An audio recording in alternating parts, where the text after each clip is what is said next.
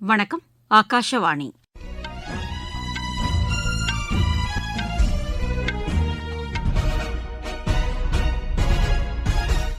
செய்திகள் வாசிப்பவர் சித்ரா பாலசுப்ரமணியன்.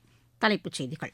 வளர்ச்சியடைந்த பாரதத்திற்கான உறுதிப்பாட்டை இல்லந்தோறும் தேசிய கொடி இயக்கம் உணர்த்துவதாக உள்துறை அமைச்சர் திரு அமித் ஷா தெரிவித்துள்ளார்.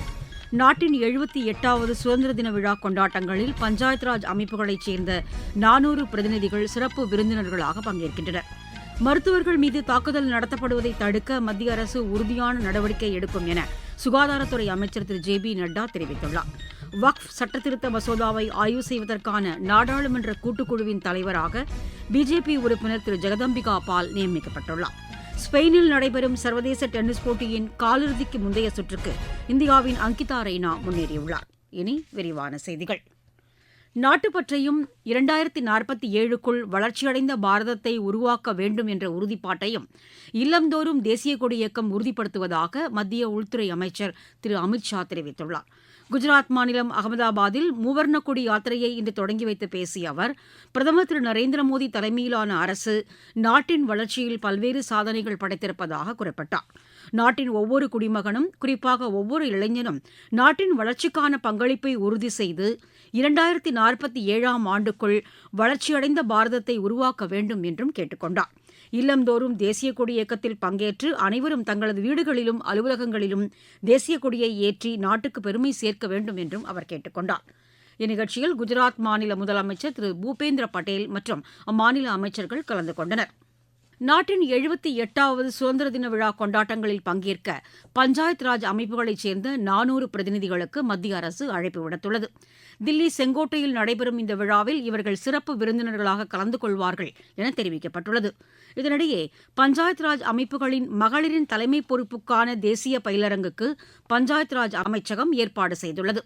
புதுதில்லியில் நடைபெறும் இந்த பயிலரங்கில் பஞ்சாயத் ராஜ் அமைப்புகளில் மகளிர் சந்தித்து வரும் சவால்கள் மற்றும் அவர்களுக்கான வாய்ப்புகள் குறித்தும், வெற்றிகரமாக செயலாற்றி வரும் மகளிர் பஞ்சாயத்து தலைவர்கள் குறித்தும் விவாதிக்கப்படவுள்ளது. உள்ளாட்சி அமைப்புகளில் மகளிரின் பிரதிநிதித்துவத்தை உயர்த்துவதற்கான வழிவகைகள் குறித்தும் இதில் விவாதிக்கப்பட இருக்கிறது. மத்திய பஞ்சாயத் ராஜ் அமைச்சர் திரு ராஜீவ் ரஞ்சன் சிங், இணையமைச்சர் பேராசிரியர் எஸ்.பி. சிங் பாஹெல் ஆகியோர் இந்த பயிலரங்கில் பஞ்சாயத் ராஜ் பிரதிநிதிகளிடையே உரையாற்ற உள்ளனர். இந்த பயிலரங்கை ஒட்டி கிராம பஞ்சாயத்துக்களுக்கான கிராம் ஸ்வராஜ் என்ற இணையதள சேவையும் தொடங்கி வைக்கப்பட உள்ளது. 22 அங்கீகரிக்கப்பட்ட இந்திய மொழிகளில் இதனை பயன்படுத்திக் கொள்ளலாம். மருத்துவர்கள் மீது தாக்குதல் நடத்தப்படுவதை தடுக்க மத்திய அரசு உறுதியான நடவடிக்கை எடுக்கும் என சுகாதாரத்துறை அமைச்சர் திரு ஜே.பி. நட்டா தெரிவித்துள்ளார். புதுதில்லியில் இன்று போராட்டம் நடத்தி வரும் மேற்குவங்க மாநில மருத்துவர்களிடையே பேசிய அமைச்சர், கொல்கத்தாவில் மருத்துவர் கொலைக்கு காரணமானவர்கள் மீது கடுமையான நடவடிக்கை எடுக்கப்படும் என கூறினார். இனிவரும் காலங்களில் இதுபோன்ற நிகழ்வுகள் ஏற்படாமல் இருக்க உரிய பாதுகாப்பு நடவடிக்கைகள் மேற்கொள்ளப்படும் என்றும் அவர் தெரிவித்தார். மருத்துவர் கொலை தொடர்பான வழக்கை கொல்கத்தா உயர்நீதிமன்றம் சிபிஐ விசாரிக்க வேண்டும் என்று எடுத்துள்ள முடிவை தாம் வரவேற்பதாகவும் அவர் கூறினார். தில்லி மதுபான கொள்கை முறைகேடு தொடர்பான சட்டவிரோத பண பரிவர்த்தனை வழக்கில் முதலமைச்சர் திரு அரவிந்த் கெஜ்ரிவால், பாரதிய ராஷ்டிரிய சமிதி கட்சியின் திருமதி கவிதா ஆகியோரின் நீதிமன்ற காவல் அடுத்த மாதம் 2ஆம் தேதி வரை நீட்டிக்கப்பட்டுள்ளது. இது தொடர்பான வழக்கு இன்று விசாரணைக்கு வந்தபோது இதற்கான உத்தரவை நீதிபதி பிறப்பித்தார்.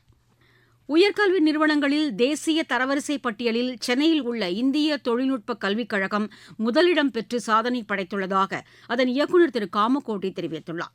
சென்னையில் இன்று செய்தியாளர்களிடம் பேசிய அவர், ஒட்டுமொத்த தரவரிசையில் 6வது ஆண்டாகவும் பொறியியல் பிரிவில் தொடர்ந்து 9வது ஆண்டாகவும் சென்னை ஐஐடி நாட்டிலேயே முதல் இடத்தை பெற்று சாதனை படைத்து வருவதாக கூறினார். தொடர்ந்து 9வது முறையாக இன்ஜினியரிங் கேட்டகரியில் நாங்கள் நம்பர் 1 வந்திருக்கோம். 6வது முறையாக ஓவரால் கேட்டகரியில் நம்பர் 1 வந்திருக்கோம். குறிப்பாக போன வருஷத்தை கம்பேர் பண்ணதே சில பேராமீட்டர்ஸில் இன்னும் எங்களோட மார்க் இன்னும் இன்க்ரீஸ் ஆகிருக்கு. என்ஐஆர்எஃப் அப்படிங்கிறது ரொம்ப ஒரு முக்கியமான ஒரு ரேங்கிங் மெக்கானிசம். 15 to 35 ஏஜ் குரூப்பில் நம்ம யங்கஸ்ட் பாப்புலேஷனாக இருக்கோம். அதில் கிட்டத்தட்ட ஒரு 75% ஆஃப் திஸ் பாப்புலேஷன் ரூரல் இந்தியாவில் இருக்குது. இவங்களுக்கெல்லாம் சேரணும், எஜுகேஷன் போய் சேரணும் அப்படிங்கிறது ஒரு ரொம்ப ரொம்ப முக்கியமான ஒரு நோக்கம்.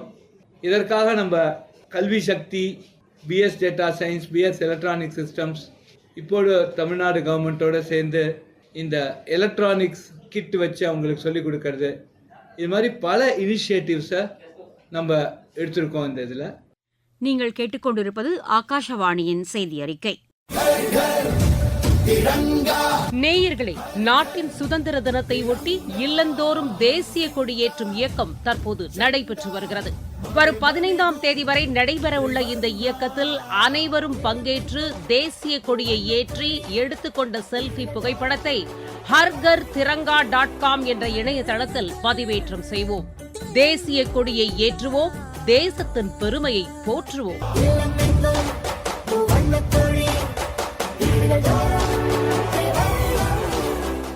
வக்ஃப் சட்டத்திருத்த மசோதாவுக்கான கூட்டுக்குழுவின் தலைவராக பிஜேபி உறுப்பினர் திரு ஜெகதம்பிகா பால் நியமிக்கப்பட்டுள்ளார். இதற்கான உத்தரவை மக்களவைத் தலைவர் திரு ஓம் பிர்லா பிறப்பித்துள்ளார்.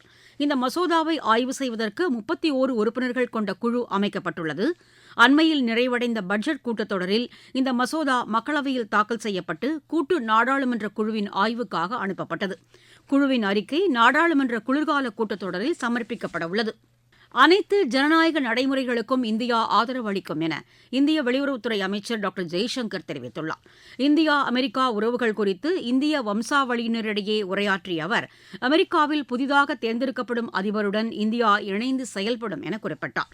இரு நாடுகளுக்கும் இடையேயான உறவுகளில் அமெரிக்காவில் உள்ள இந்தியர்கள் முக்கிய பங்கு வகிப்பதாகவும் அவர் குறிப்பிட்டார்.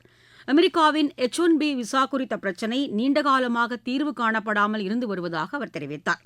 இந்திய வம்சாவளியினர் நம்பிக்கையுடன் செயல்படுவதற்கான நடவடிக்கைகளை மேற்கொள்ள வேண்டும் என்றும் அவர் கேட்டுக் கொண்டார். வரும் 5 ஆண்டுகள் உலக பொருளாதாரம் கடுமையான சூழ்நிலைகளை கடந்து வர வேண்டியிருப்பதாகவும் டாக்டர் ஜெய்சங்கர் குறிப்பிட்டார். உக்ரைன், மத்திய கிழக்கு நாடுகள் மற்றும் தென்கிழக்கு ஆசிய நாடுகளின் பிரச்சினைகள் உள்ளிட்டவை சவாலாக இருப்பதாகவும் அவர் தெரிவித்தார். உலகளாவிய பயங்கரவாதத்தை முற்றிலும் களைவதற்கான இந்தியா ஆஸ்திரேலியா கூட்டு செயற்குழு கூட்டம் புதுதில்லியில் நடைபெற்றது. இக்கூட்டத்தில் உலகளாவிய பயங்கரவாத நடவடிக்கைகளை ஒடுக்குவதற்கான முயற்சிகளுக்கு இரு நாடுகளும் இணைந்து மேற்கொள்ள வேண்டிய நடவடிக்கைகள் குறித்து விவாதிக்கப்பட்டது. இந்தியாவும் ஆஸ்திரேலியாவும் பயங்கரவாதத்தை எந்த வகையிலும் அனுமதிக்கக்கூடாது என வலியுறுத்தியுள்ளன. பயங்கரவாதத்தை ஒடுக்குவதற்கு ஒட்டுமொத்த மற்றும் நீடித்த முயற்சிகள் மேற்கொள்ளப்பட வேண்டியது அவசியம் என்றும் இதில் வலியுறுத்தப்பட்டது. எல்லை தாண்டிய பயங்கரவாதத்தை தடுப்பதற்கான நடவடிக்கைகள் குறித்தும் பயங்கரவாத தடுப்பு நடவடிக்கைகள் குறித்த பல்வேறு தகவல்களையும் இரு நாடுகளும் இந்த கூட்டத்தில் பரிமாறிக்கொண்டன. புதிய மற்றும் நவீன தொழில்நுட்பங்களை பயங்கரவாத அமைப்புகள் பயன்படுத்துவது குறித்தும் இணையதள சேவையை முறைகேடாக பயன்படுத்துவது குறித்தும் இதில் விவாதிக்கப்பட்டது. பயங்கரவாத அமைப்புகளுக்கு நிதி உதவி அளிப்பதை தடுப்பதற்கான நடவடிக்கைகள் குறித்தும் இக்கூட்டத்தில் விவாதிக்கப்பட்டது. உலகளாவிய சவால்களை எதிர்கொள்வதற்கு ஐநா பாதுகாப்பு சபையில் சீர்திருத்தங்கள் கொண்டுவரப்பட வேண்டியது அவசியம் என இந்தியா மீண்டும் வலியுறுத்தியுள்ளது.